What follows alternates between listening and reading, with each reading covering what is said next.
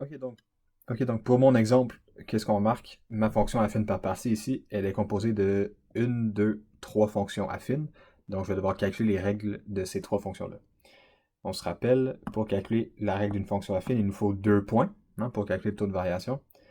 Donc, on se rappelle, il faut prendre 2 points qui sont sur la droite. Donc, mettons, je prends ce point-là ici, avec ce point-là ici. Je vais prendre le point B, c'est très bien. Ok, ça ne dérange pas. Ce point-là, c'est le point 4, 9. Et le point ici, c'est le point 2, 7. Donc, première étape, on va calculer la règle de la fonction 1. Ok? Donc, le A, taux de variation, on se rappelle y2 moins y1 sur x2 moins x1. Ici, ça nous donne quoi? On va les identifier. Donc ça, c'est mon x1, mon y1. On se rappelle, hein, c'est le premier point que je croise sur la droite. x2, y2. Ben, le premier point entre le 2, 7 et le 4, 9. Hein. Donc, 9 moins 7 sur 4 moins 2. Ça me fait 2 sur 2. Je garde pas le 2 sur 2. On se rappelle qu'on peut simplifier la fraction. On le simplifie, ça me donne 1. Donc, mon taux de variation, c'est 1. J'ai donc y égale 1x plus b. Il faut que je prenne un des 2 points, que je le remplace dans ma fonction pour calculer le b. Donc, je vais prendre 2, 7. Donc, si je prends le point 2, 7, je le remplace dans la fonction. Ça fait 7 est égal à... Le 1 ici, hein, il n'est pas obligatoire. On se rappelle. Donc, je vais juste mettre 2 plus b. C'est 1 fois x, ça change rien, ça reste x. Donc, pas obligé de le mettre. Donc, ici, c'était 1 fois 2, ça donne 2, je mets 2. Okay? Maintenant, j'envoie le 2 de l'autre côté, je fais moins 2, je fais moins 2, ça fait 5 égale b. Donc, la première règle, c'est y égale x plus 5. Là, je répète, le taux de variation, c'est 1. Habituellement, le taux de variation vient devant le x, n'est-ce pas? Mais vu que c'est 1 ici, ça ne change rien. Je ne suis pas obligé de le mettre. Okay, si c'était 2, j'aurais mis 2x plus 5. Mais le 1 ne change rien, c'est une multiplication. 1 fois x, ça reste x. Okay? Donc, pas obligé de le mettre. Si vous voulez le mettre, ça ne dérange pas. Là. Okay, on peut le mettre comme ça. 1x plus 5. Mais c'est pas obligatoire. Parfait, allons faire la deuxième. Calculer la règle de la deuxième fonction. Donc, encore une fois, je vais prendre 2 points. Je vais prendre ce point-là ici et ce point-là ici. Donc, lui, c'est le point 6, 8. Et lui ici, c'est le point 7, 6. Donc, x1, y1, x2, y2. Je calcule le A. Oh, on va mettre blanc. Je calcule le A. Donc, y2, c'est 6, moins y1, c'est 8, sur 7, moins 6, moins 6. 6 moins 8 donne moins 2. 6, 7 moins 6, ça donne 1. Donc, le taux de variation est de moins 2. Donc, j'ai y égale moins 2x plus b. Je prends un des 2 points. Je vais prendre le point 6, 8 et je viens le remplacer. Donc, 8 égale moins 2 fois 6 plus b. 8 égale moins 12 plus b. Donc, moins 12, je l'envoie de l'autre côté. Moins 12, si je l'envoie de l'autre côté, devient plus 12. Donc, 12 plus 8 me donne 20, qui est égal à b.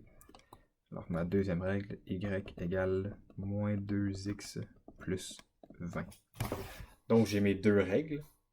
Il m'en manque une. Je vais aller faire à l'autre. Dans le fond, je vais changer de page.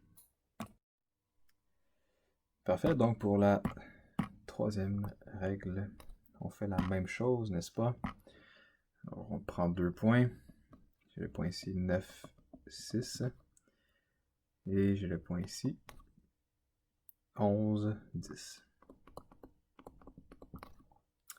x1, y1, x2, y2. Donc, troisième étape. Calculer la règle de petit 3. Donc, taux de variation, encore une fois. 10 moins 6 sur 11 moins 9. Ça fait 4 sur 2. Ça me donne 2. Donc, j'ai y égale 2x plus b. Je vais prendre le point 9, 6. Je viens le remplacer.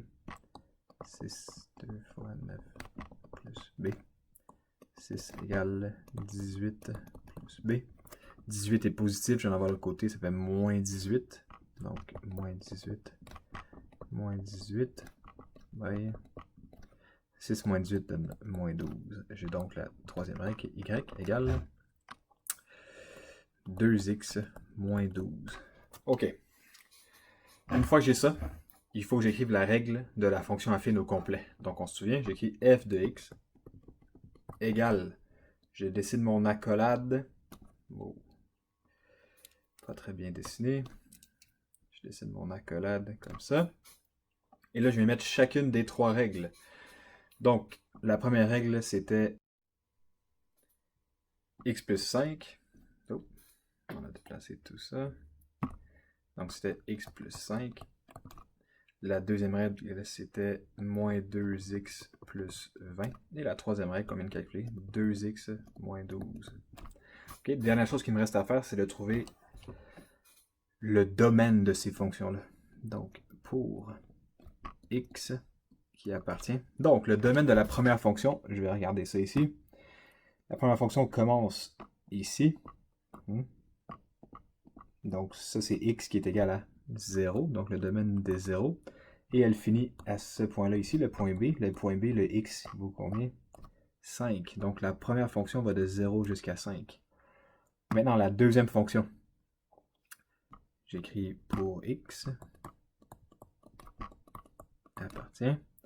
La deuxième fonction commence, hein? Je vous l'ai dit, les domaines se chevauchent. Donc, elle a fini la première fonction finit à 5, la deuxième fonction commence à 5.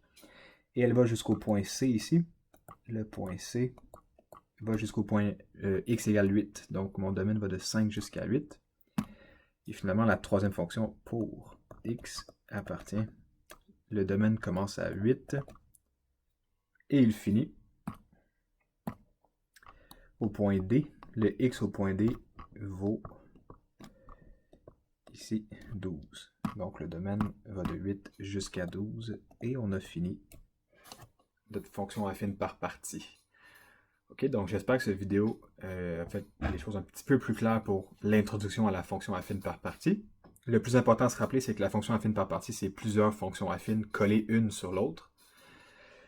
Et que on distingue ces fonctions-là par le domaine, comme qui est écrit ici. Ok, très important. Prochaine vidéo, comment calculer une valeur de y, ok, à partir d'une fonction par partie. Bonne écoute.